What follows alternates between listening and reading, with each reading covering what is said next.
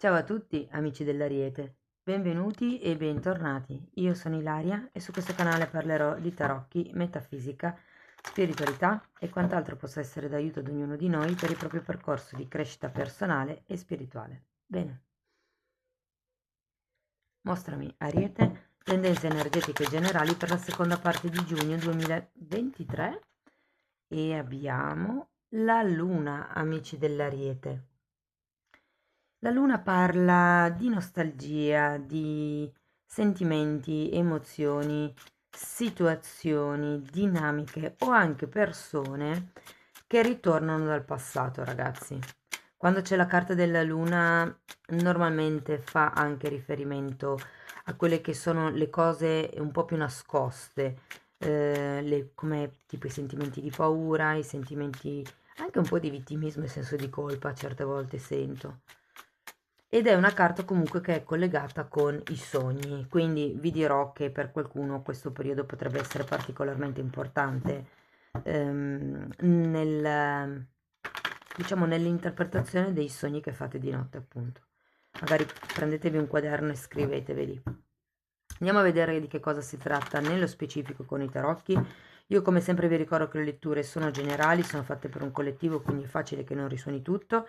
Prendete quello che vi serve, lasciate andare il resto. Se poi non risuonasse nulla o se volete completare il messaggio, vi consiglio di ascoltare l'ascendente, segno lunare e Venere. E per integrare questi tre oroscopi ho pubblicato una guida che è un video che trovate qui sotto nella descrizione che vi spiega come farlo. Trovate anche il video inerente alla sezione degli abbonamenti e la mia email nel caso vogliate contattarmi. Bene, andiamo a vedere per la seconda parte di giugno. Allora, ragazzi, partiamo con un 2 di bastoni, un 10 di bastoni, un 6 di spade, un fante di bastoni, la carta dell'appeso, un fante di spade,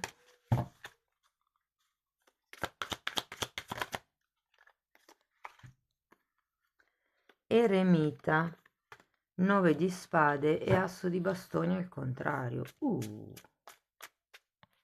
Wow.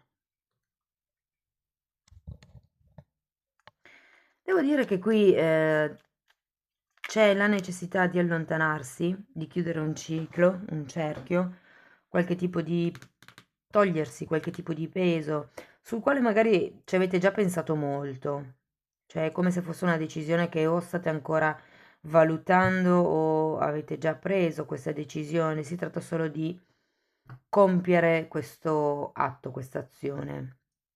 E con il 6 di spade ho come la sensazione che qualcuno sente la necessità di andarsene, di o allontanarsi fisicamente o semplicemente di lasciarsi indietro certi tipi di pensieri, certe mentalità.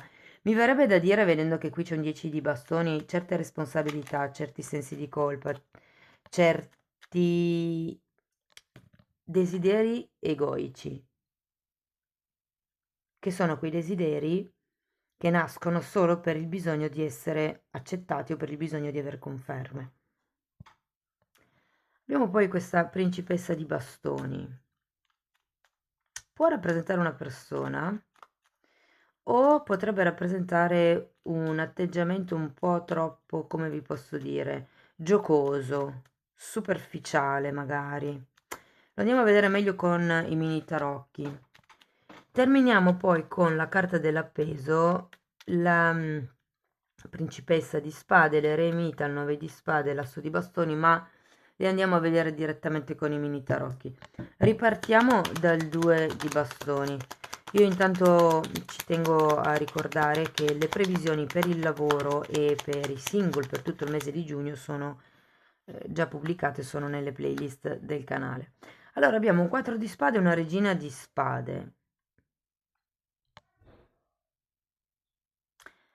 È come se ci fosse l'esigenza, sì, di prendersi un periodo, di prendersi un momento per se stessi. Ehm, Mi verrebbe da dire per curarsi, ragazzi. Perché anche quando c'è questa luna ci sono sempre delle vibrazioni emotive un po' basse, un po' tristi, un po' sì, scariche. Ariete, vi sento come se aveste bisogno di tanto amore. Come mi viene da abbracciarvi quasi. Ok, andiamo avanti con 10 di bastoni.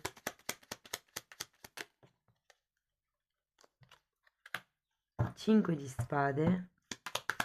Sì, vi dicevo, avete dei conflitti mentali, probabilmente delle forme pensiero o un programma all'interno del vostro subconscio, a livello mentale intendo, che primo crea conflitto mentale e secondo è proprio un qualche cosa che vi dovete lasciare indietro.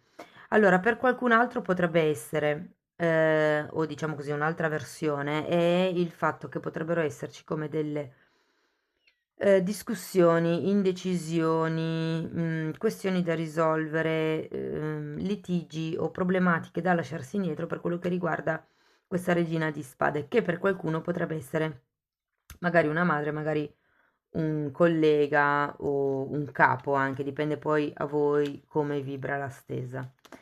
Andiamo a vedere il 6 di spade. 9 di coppe, 5 di pentacoli.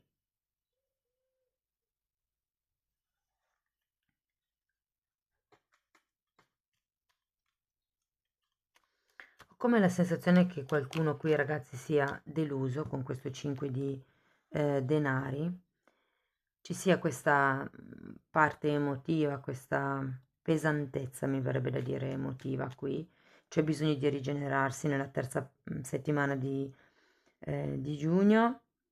Ehm, In questo caso il tè verde può essere detossificante, utile per voi, insomma, mi è arrivata questa parola, io ve la dico. Ehm, Però ragazzi qui c'è proprio da tagliare con dei sistemi di confronto, di discussione, perché il 5 di spade è sempre quella carta che parla delle discussioni fatte solo ed esclusivamente per vedere chi vince la discussione. Sapete, sono quei litigi dove ci si rinfaccia cose del passato e alla fine non si trova una reale soluzione per il problema. Sono solo le lotte dell'ego. Io ho ragione, io sono meglio di te. E bisogna togliersi fondamentalmente da questa situazione o comunque da queste dinamiche. Ed è quello che ci dice 6 di spade.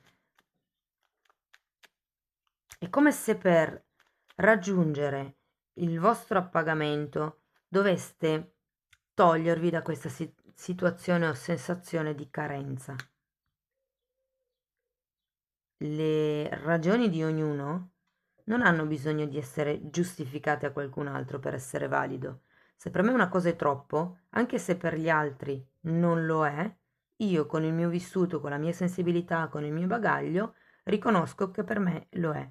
Ed è valido, non importa se gli altri non lo riconoscono, io lo sento, lo vedo, accolgo questo tipo di malessere, lo accetto e punto. E non ho bisogno che gli altri riconoscano questo tipo di malessere piuttosto che di idea. Andiamo a vedere la principessa di bastoni. 2 di pentacoli, vi ricordo che anche qui iniziavamo con un 2 e un 10 di spade al contrario.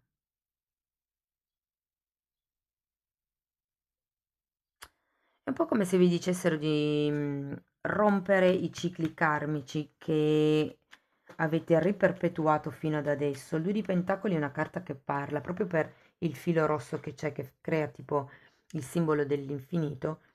Parla proprio di cicli, perché abbiamo i pentacoli, sono rotondi, quindi parlano di due cicli, due situazioni, due dinamiche o una dinamica che insomma continua a ripetersi continuamente. Il 10 di spade è un po' il fatto che siete voi che non volete uscire da questa dinamica, come se non sapeste bene come fare. Tenete presente che il 10 di spade è l'arcano minore della morte, quindi lo sapete che è necessario fare, ma è un po' come se non sapeste bene come fare. Andiamo a vedere l'appeso, perché l'appeso qui vi aiuta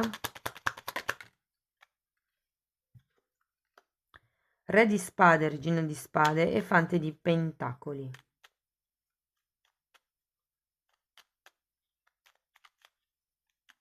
È come se nella quarta settimana di giugno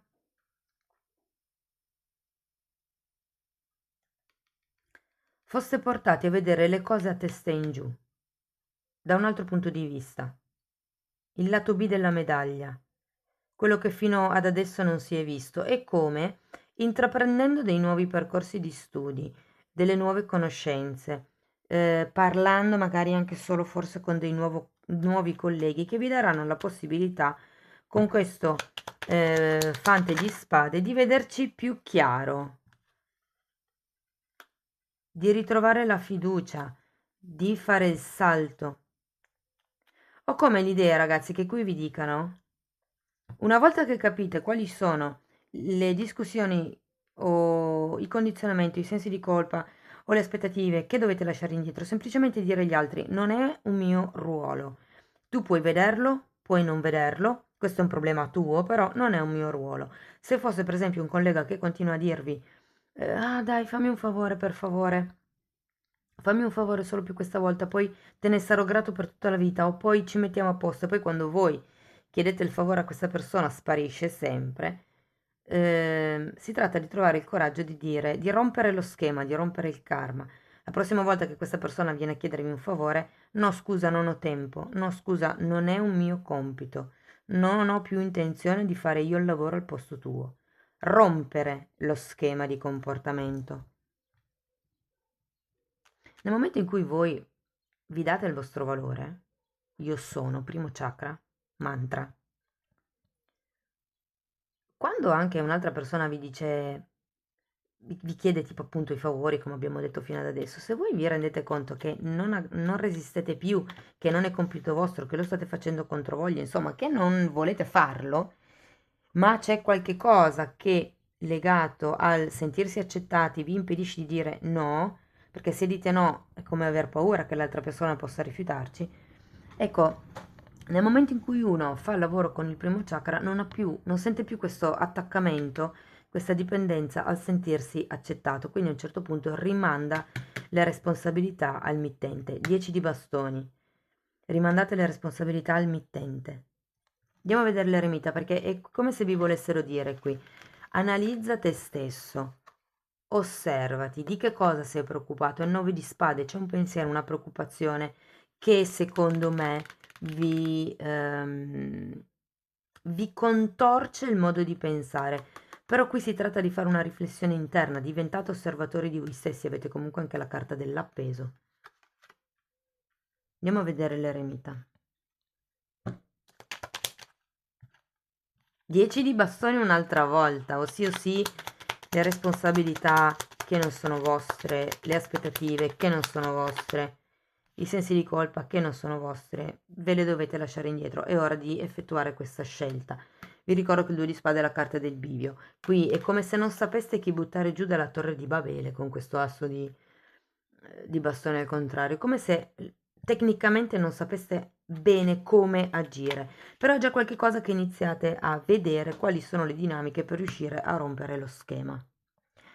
Wow, Ariete!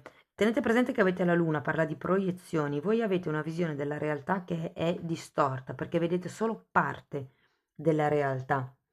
Non potete fare una valutazione globale, reale al 100%, appunto perché non avete tutte le informazioni necessarie per fare una valutazione di quel genere. E quindi cominciate a vedere quali sono le vostre proiezioni, cominciate ad andare a scavare il lato buio, il lato che nella luna non si vede. L'eremita è un personaggio che analizza l'andamento della vita nel passato, le scelte che ha fatto.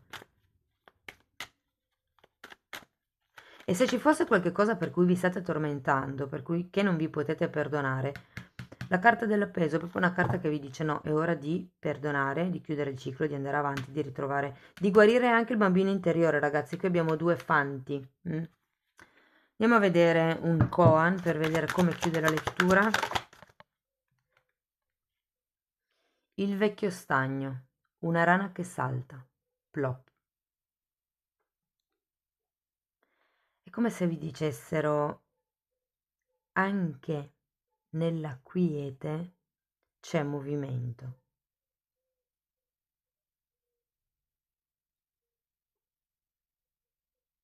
Quindi io non credo, cioè è un po' come se vi dicessero non è importante essere tipo dei leoni o dei tori nel far valere le proprie ragioni.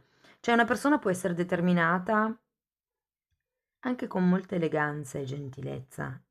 Essere determinata non vuol dire essere aggressivi.